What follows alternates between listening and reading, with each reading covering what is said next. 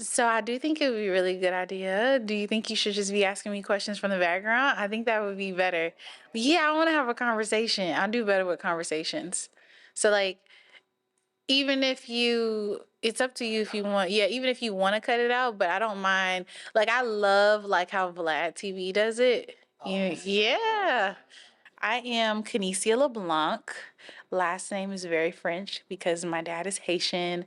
I'm from Florida. I will always be a Florida girl. It's like ingrained in me. I have to tell everybody that. I'm very proud to be a Florida girl. I'm from a very small town though. I was born and raised in Orlando, and then I spent like my teen years in a very small town. To me, I'm a small town girl. And then I went to the University of South Florida in Tampa, and that's where I think I blossomed into the woman that you guys see now. Tampa definitely helped raise me. So a lot of times that's also where I say I'm from. That's where I travel to a lot when I go home. I love Tampa. It's a beautiful place if you've never been. Like being able to like wake up in the morning, go for a run and see dolphins is like you can't beat it. You know what I mean? Food is great there. I'm a big foodie, so I was blessed to be able to be like in a college or go to college in a place where I can go to different restaurants, all different kinds of like ethnicities in terms of food and all that good stuff. So um yeah, I love Florida, but I relocated here after about so I graduated in 2016 and I was in finance. I worked for a solid about almost 2 years in corporate finance. Absolutely hated it. Like when I tell you the other day I was looking through screenshots in my phone and I saw where I had completely forgotten about it, but I saw where like I got like almost in trouble for incorrectly typing up a memo, like not using great grammar and punctuation. Like I'm really good on the math side, very analytical, but I'm not very good with my grammar. I think it's just a country southern girl in me. And I got like written up for that. And I just remember like I completely forgot about that, but it brought back the memories of looking at that screenshot. And I'm like, I hated corporate life. Like it was too stuffy for me. I felt like I couldn't be my individual self. And one of the things I always tell people is like I will go to work at like 22, 23 years old. I got this amazing corporate job. I'm loving it. I'm loving the fact that I secured a job that was paying me really well. That was what I was loving. I wasn't really loving the job, but I'll never forget like one of the conversations that I was having was like, hey, you come off very like you're not interested and blah, blah, blah. And I used to be like, I'm a 22-year-old young black girl living in Tampa, Florida. Of course, I'm not interested in this and what y'all are talking about. All of y'all are like 40, 50, 60s, talking about your grandkids. Like, I'm just trying to get drunk on the weekend still. Like, I'm literally still trying to live life. Like, my boyfriend at the time was playing for the Buccaneers. Like, I was living my best life. Like, I was not trying to articulate that to someone who wouldn't be able to relate. So I kind of was closed off. But yeah, that ended up being the worst thing to do in corporate. You have to mingle. You have to, I was not a corporate Aaron. I was not. So I literally decided to pull I don't know if I can say this on I decided to pull my Caucasian card and I was like, I couldn't backpack for a year because I wasn't like that well off and then my savings was not that great. But what I decided to do was I literally went on LinkedIn, found a random job. It just so happened to be with a broker in real estate for a personal assistant. I had seen a show when I was really young about like being a personal assistant. And I was like, oh my God, that looks so much fun. Never thought I would do it. Saw the job posting, got the job, and literally just so happened to be in real estate. And because of that, that's how I'm in real estate now. Like I literally, once I got that job, I fell in love with what I saw them doing, got my license within a year. And by 24 years old, I was working full time in real estate. So I left Tampa about a couple months after that. I got a call from my best friend's stepmom, and she's like, come to Atlanta. You're going to make a lot of money. And I was like, I don't know anybody in Atlanta. What are you talking about?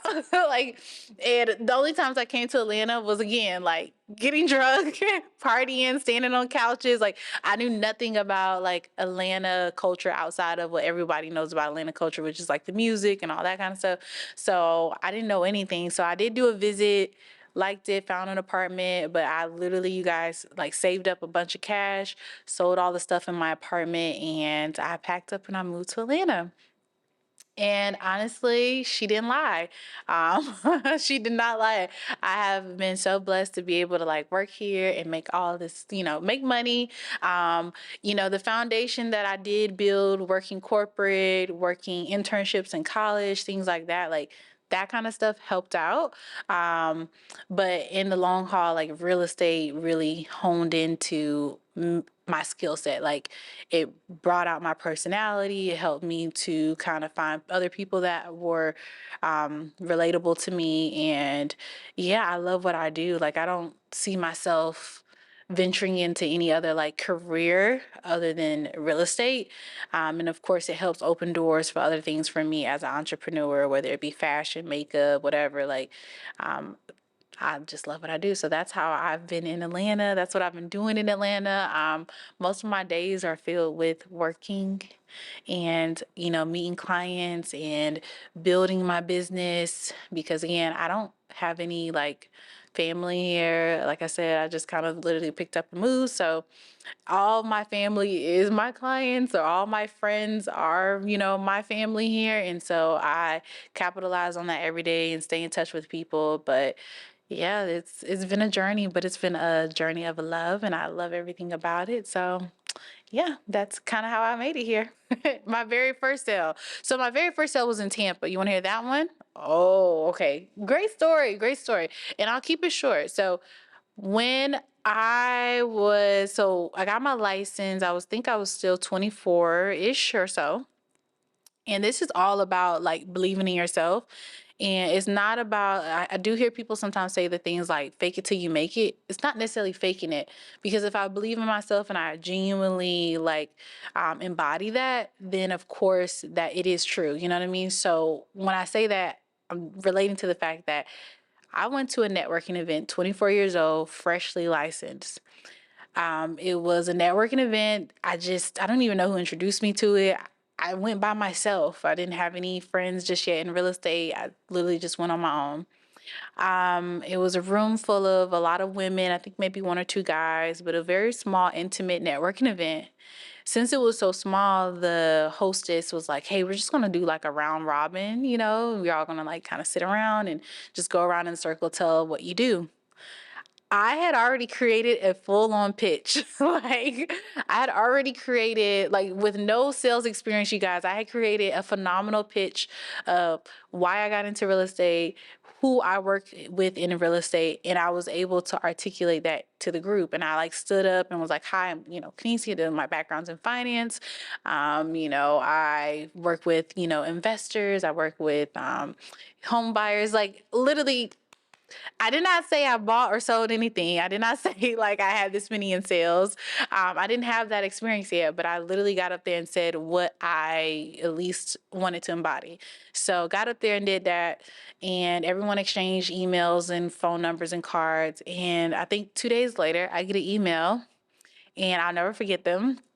I'll say their first names. It was Dana and Lowry was their names. And they emailed me and were like, hi, we were thoroughly impressed by your presentation. We'd love to go ahead and work with you. We're new investors as well, husband and wife duo, and we want to go ahead and buy. And so I was blessed to say that my very first sale was a double hitter.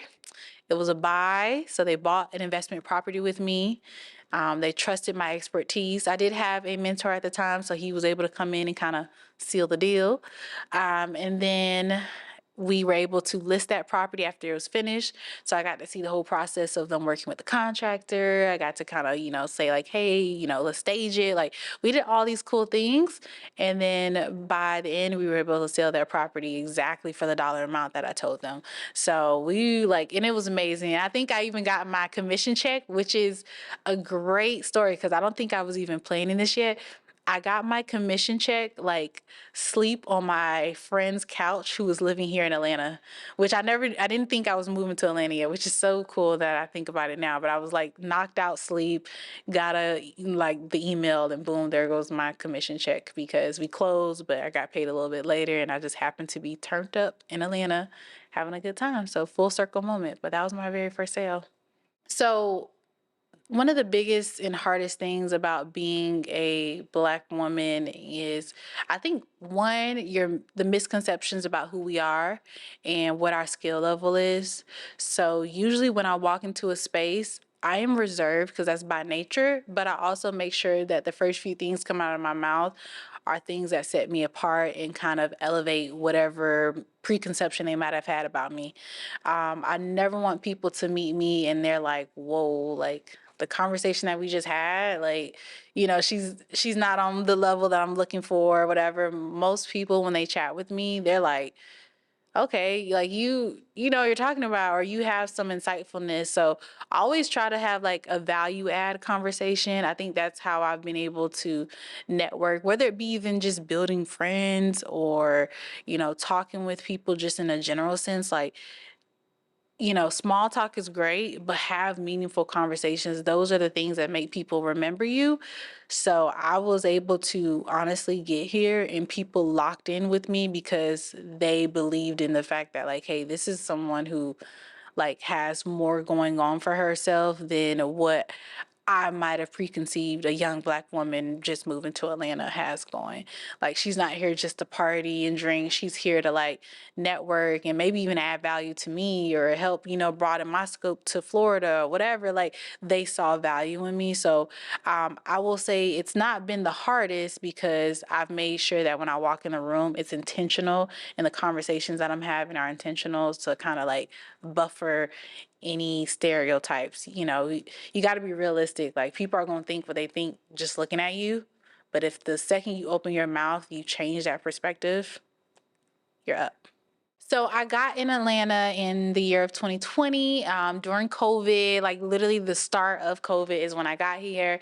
I was in a committed relationship, but it was a long distance relationship. He lived in Arizona. I lived here in Atlanta. So we had to do a lot of traveling, which actually during COVID wasn't that bad. It wasn't that many people at the airports and stuff. So I flew out to see him quite a bit. But that relationship ended by the end of 2021, and that's when I started dating, of course. It was interesting. So when I first started dating, because I was so locked in with work, the only people I knew was other realtors. A lot of realtors are married or whatever, so they don't know that many single people. So I like tried the dating apps. Yes, I did. I feel embarrassed to even say it. I tried the dating apps. I tried Hinge. I think I tried Bumble for like a week and I Bumble or whatever. I was like, I don't think I like this. I think I just like not even for a week, probably like 2 days, and I never opened it again. But like Hinge, I like the platform. I'm like I'm weird. I like the way it looked, so it was a little bit better for me. And then I did go on like 2 dates at least. I'm still friends with one actually. We ended up becoming like good friends. And then one was a complete bust. Oh, I went on three actually. So went on 3 dates. One ended up being a great friend even till now.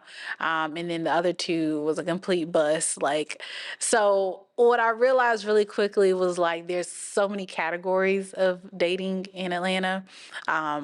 You can date the college guys who are like, either fresh out of college, pledged a fraternity, and, they have decent jobs, whether in tech or government or whatever, like, and they're like, good guys, but Atlanta has a way of bringing out like maybe the worst in them. So they kind of like, you go to their apartment, it's like hookahs and a liquor ready for you. And it's like, I just came here to like use the restroom and walk back out or whatever. Like, but they're ready to hang out immediately. They got the grass balcony ready for you. Like, so I quickly, wasn't feeling that vibe. Like I like a little bit more thoughtfulness. I'm a Pisces. I like more romantic things. I like more spontaneous things. So the whole like typical setup of like the Casamigos ready to go on ice, no, it wasn't working for me. So those days went absolutely nowhere.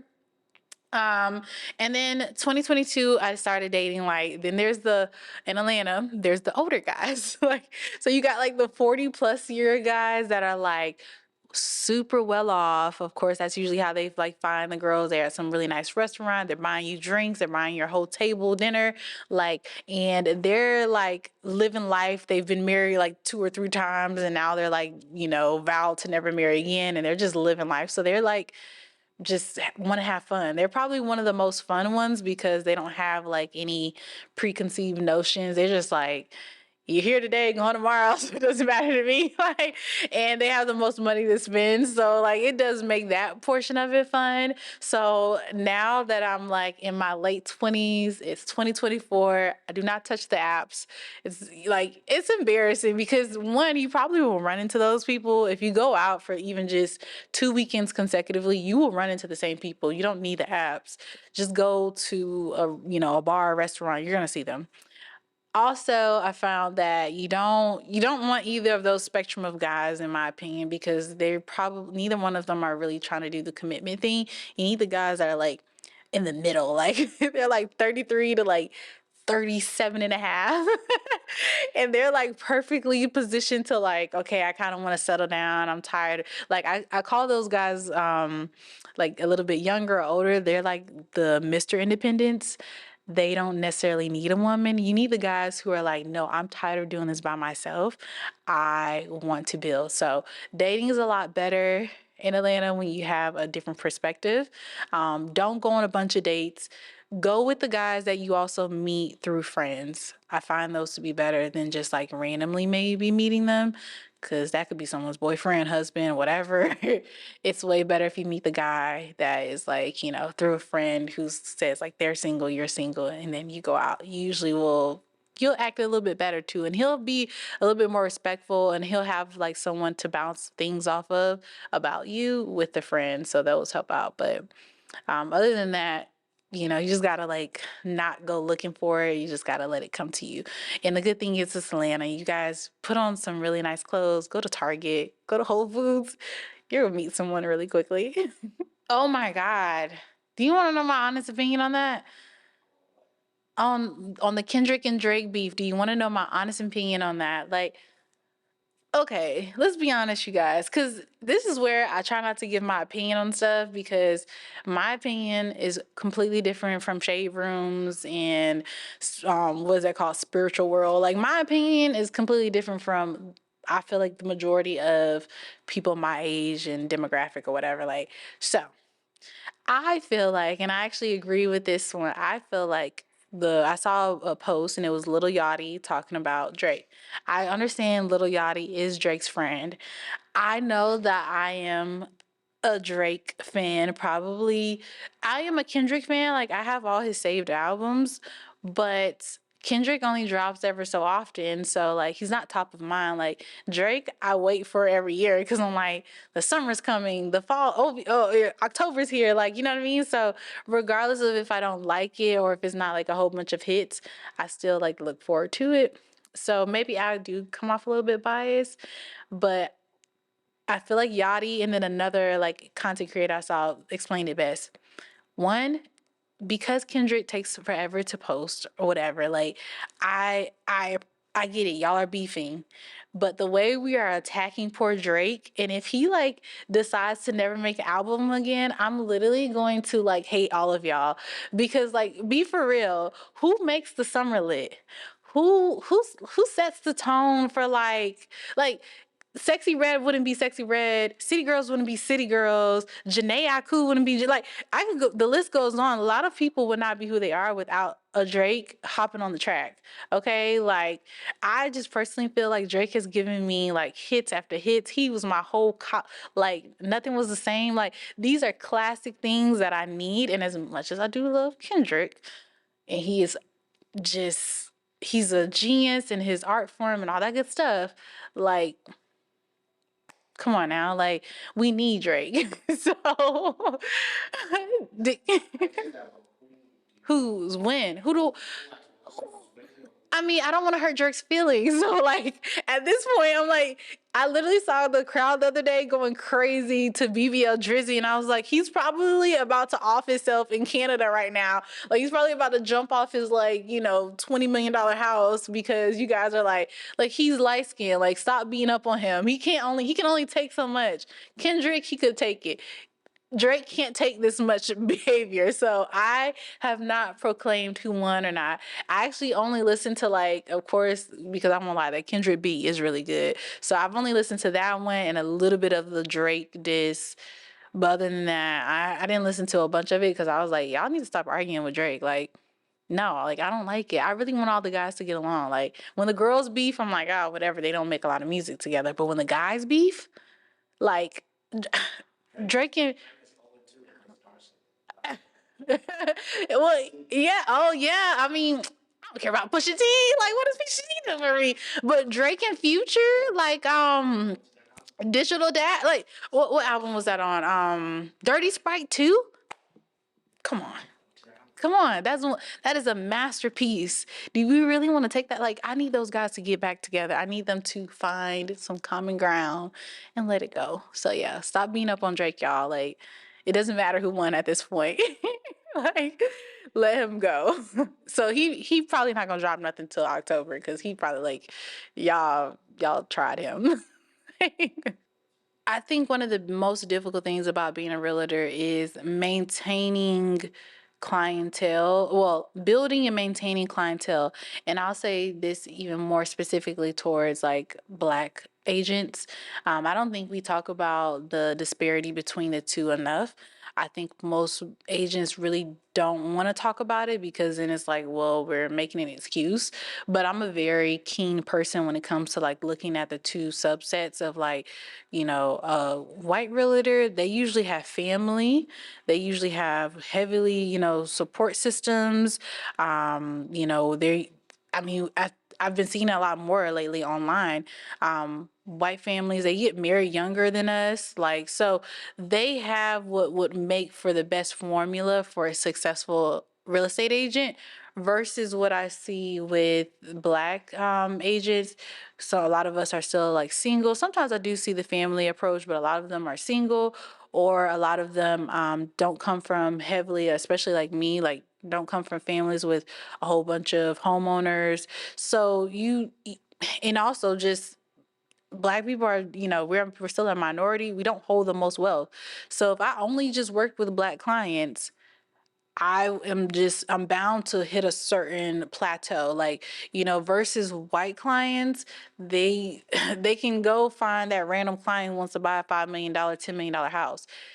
Hitting that as a Black agent is like hitting the lottery, like literally, because how? You know what I mean? We don't run into that kind of money unless it's an athlete, musician, and then here and there, like professionals like doctors and all that kind of stuff. But, so many agents versus how many buyers. Like, so I do think for me, the hardest thing is always being able to build and grow clientele.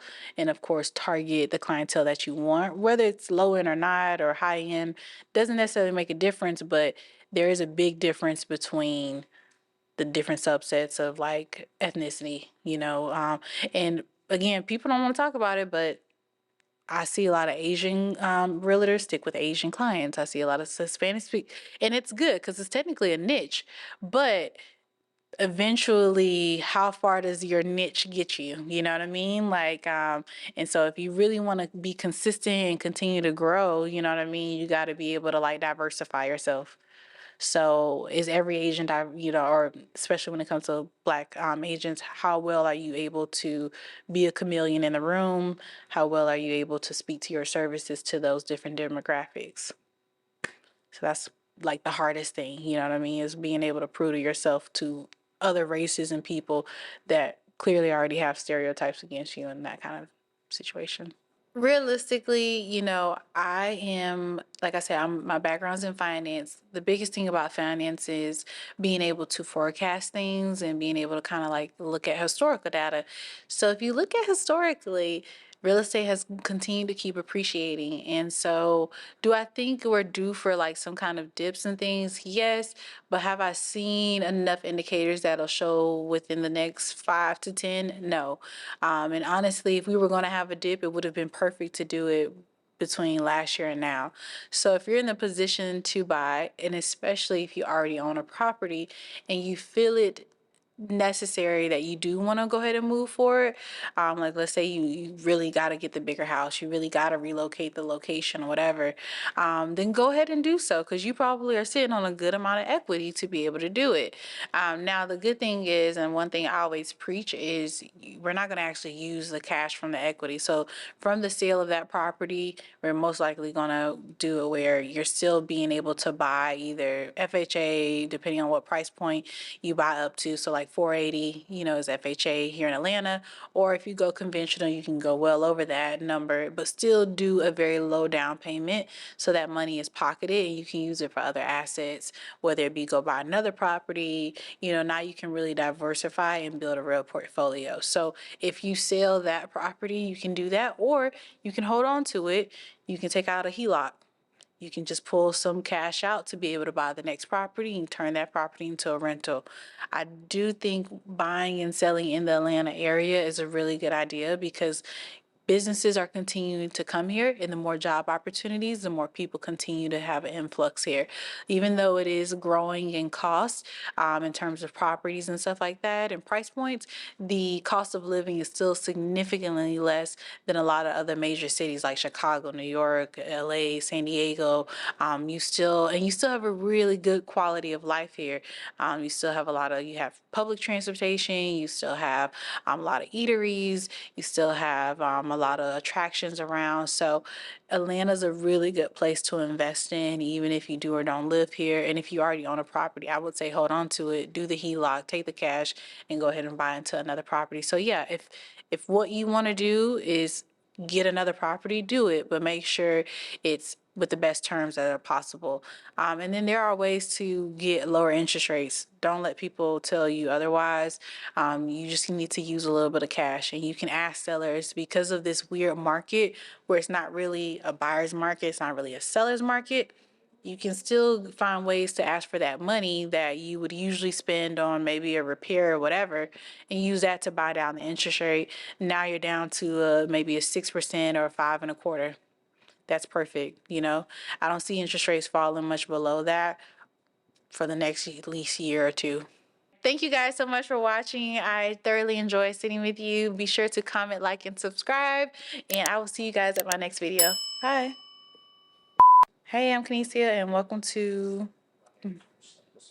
Hey, my name is Kinesia, and welcome to my series called 20 Somethings, learning all about being an entrepreneur here in Atlanta.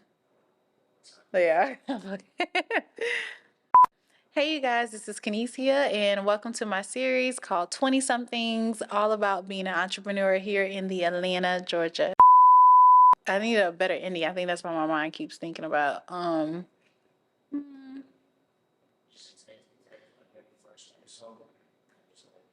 Okay.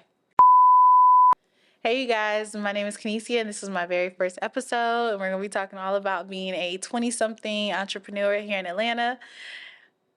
Yeah. We're doing so good. That should have been it. I'm here with Yemane, and we are filming one of my very first YouTube videos. I'm so excited. Thank y'all for being here.